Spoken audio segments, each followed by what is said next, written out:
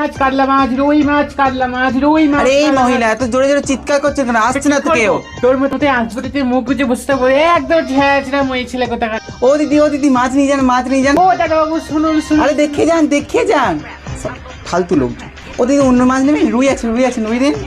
কি গলদা চিংড়ি 800 টাকা কেজি। 800 টাকা, বেশি নয়। কে দিচ্ছে 500 টাকা কেজি?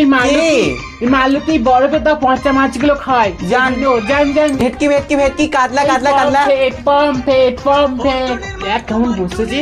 ওসব ফালতু মেয়ে ছেলে, বরফে দেওয়া মাছ খাবাই তো, টাটকা দেয় না। মাছগুলো খাচ্ছে ওই জন্য অত ভিড় ওর কাছে। ওকে যে বলেছিলাম ভেটকি মাছগুলো আনতে, আমার বর খেয়ে নিয়েছে মানে কি ছেঁচড়ে রে। কেন? আমার বর কষ্ট করে রাতে জাল দিয়ে ধরবে, তোর বরকে বলকা কেন ধরতে?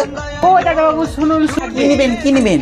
কি শোল মাছ? তোর এত বড় বড় শোল মাছ আমাদের কাছে লাগবে। কি কই মাছ? এতটুকু? জান লাগবে না যখন জান।